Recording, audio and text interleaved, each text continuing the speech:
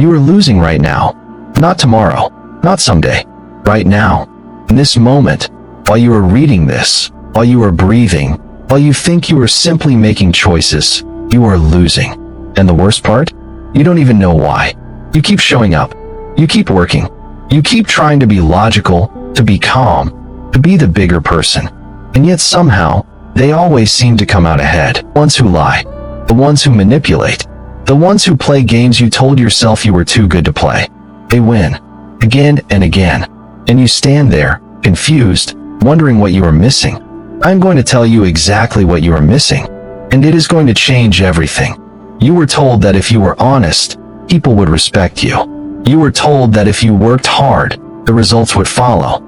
You were told that being emotional was weakness, so you buried it. You were told to be consistent, predictable, dependable, and you believed it. Because you are not stupid. You are actually one of the most self-aware people in any room you walk into. But here is the painful truth. Your self-awareness has been turned into a weapon against you. The people around you, the systems you operate inside, the relationships you invest in, they have studied you. They know your patterns. They know how you react when you feel disrespected. They know how you shrink when you feel guilty. They know exactly which buttons to press to make you second-guess yourself right when you were about to rise. Your predictability is not a virtue. It is a leash. And someone else is holding the other end. But this is not your fault. Not entirely. Because what is driving your decisions, what is making you predictable, reactive, and controllable, is not your conscious mind. It is something older, something deeper, something that most men spend their entire lives running from without ever knowing its name. Carl Jung called it the shadow. Jung was a Swiss psychiatrist and one of the most dangerous thinkers who ever lived. Dangerous because he told the truth about human nature at a time when the world preferred comfortable lies. He spent decades mapping the unconscious mind, and what he found was not flattering. He found that inside every man lives a version of himself that he has rejected. The parts he was told were bad. The parts he was shamed for.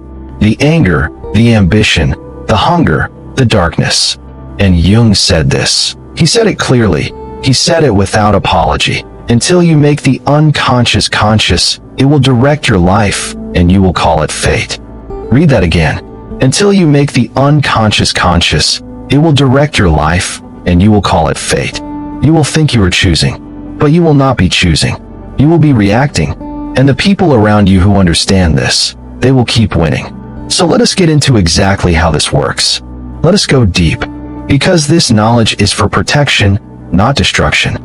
The first thing you need to understand is that your shadow is not your enemy. It is your power source, unrefined, uncontrolled, and currently working against you.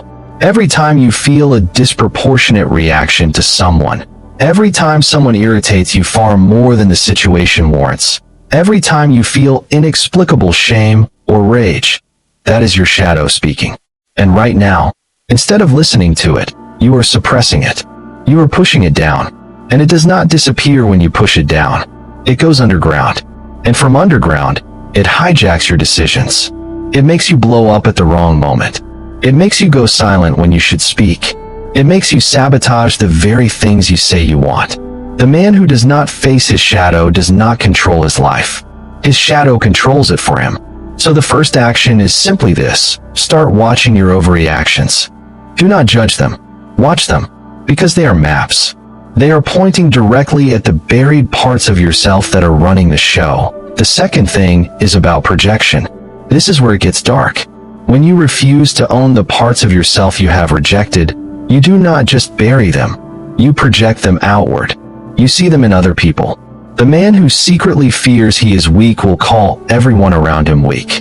The man who suppresses his own greed will be obsessed with the greed of others. The man who will not acknowledge his own cowardice will rage against cowards. And here is how this is used against you. Manipulators and narcissists instinctively understand projection. They have been doing it their whole lives. They provoke you. They do something that activates your projected shadow. And when you react, when you explode, when you withdraw, when you try to prove something, they have you. They have controlled your behavior without lifting a single finger. The practical action here is brutal but necessary. The next time someone makes you feel disproportionate contempt or rage, ask yourself one question. Ask yourself, where do I do this to? Not to excuse them, to free yourself from their trigger.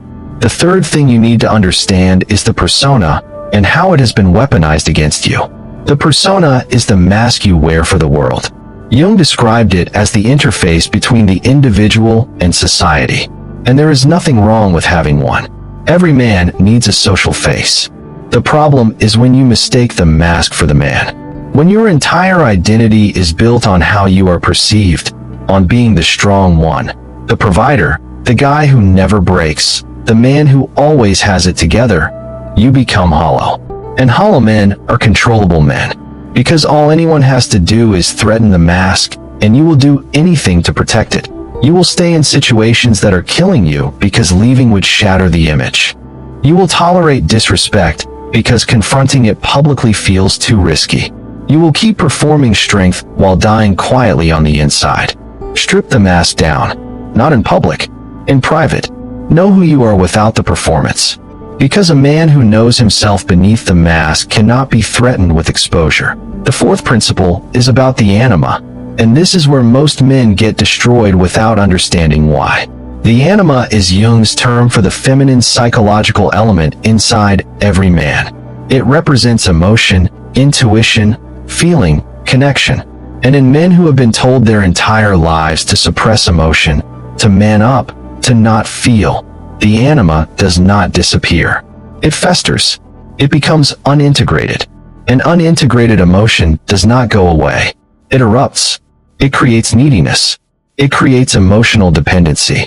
It makes a man cling to a woman's validation like oxygen, not because he loves her, but because without her approval, he has no access to his own emotional life. And people who see this, lovers, employers, friends, will use it. They will offer and withhold their validation like a drug, and you will keep coming back.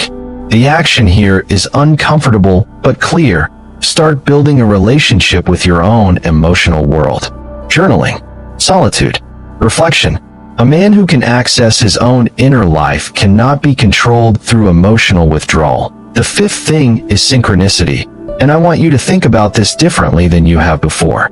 Jung introduced the idea that meaningful coincidences are real, that the external world and the internal world are connected in ways that logic cannot fully explain. Now I am not asking you to believe in mysticism. I am asking you to consider this. The man who is unconscious, who is ruled by a shadow, who is reacting instead of choosing, he misses everything. He is so locked in his patterns, so trapped in his triggers, so enslaved to his projections, that the right opportunities, the right people, the right moments pass him by like ghosts. He does not see them because he is not present. He is living inside his own unprocessed past. Presence is not meditation poetry. Presence is a competitive advantage. The man who is fully awake to his surroundings sees what sleeping men miss. The sixth principle is the most ruthless, and it is the one they most do not want you to know. Individuation, Jung's word for the process of becoming fully yourself, is the most threatening thing a man can do.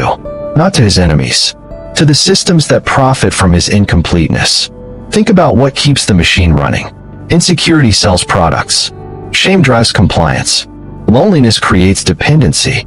A man who is not individuated, who does not know who he is at the core, who is still governed by a shadow, who is still performing a persona, who is still projecting his darkness onto others, is a perfect consumer, a perfect employee, a perfect target. The moment you begin the process of becoming whole, the moment you integrate your shadow, own your persona, face your anima, and step into the fullness of who you actually are, you become significantly harder to profit from. Individuation is the ultimate act of sovereignty, and they will not teach it in school. They will not broadcast it. Because a man who knows himself fully is a man who cannot be sold a false version of himself. The seventh and final principle before we reach the peak is the warrior archetype, and what happens when it is corrupted. Every man carries within him the warrior, not as violence, as focused, disciplined, purposeful force. The capacity to fight for something real. But watch what has been done to that archetype. It has been redirected. It has been hijacked. Your warrior energy gets channeled into outrage on the internet, into competition over meaningless status, into defending your ego against perceived slights that will not matter in 10 years, into fighting battles that serve no one. Not you, not the people you love, not the future you claim to want. The warrior archetype, when it is not consciously directed, does not go dormant. It gets weaponized against you. It becomes aggression without direction, anger without purpose, strength without strategy. Reclaim your warrior. Point it at something real, at the work that matters, at the standard you hold yourself to, at the life you are actually trying to build. Now I want you to stop for a moment, not to breathe, not to relax, to feel the weight of what you just received, because something is shifting right now. Maybe you feel it, maybe you are afraid to admit it, but something that you believed about yourself is cracking open. The version of you that thought he was just unlucky, that thought the world was simply unfair, that thought the reason they kept winning had nothing to do with you and everything to do with them. That version of you, that comfortable, confused, powerless version of you, is finished. The old you is dead.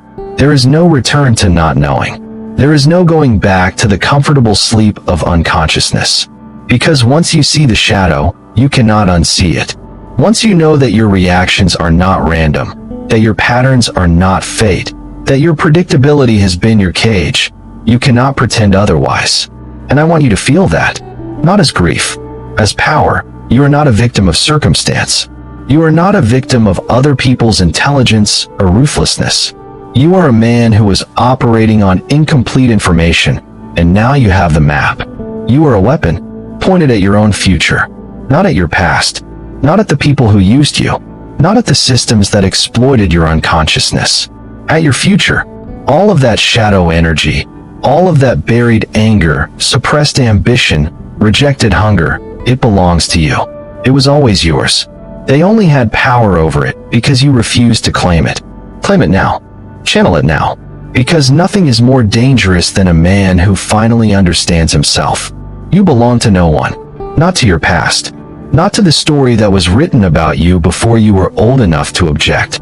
Not to the relationships that required your smallness as a condition of acceptance. Not to the systems that needed your unconsciousness to survive. You belong to yourself. Fully. Finally. And that is the most threatening thing you can be. If this reached something in you that you have not felt in a long time, that is not coincidence. That is recognition. Subscribe.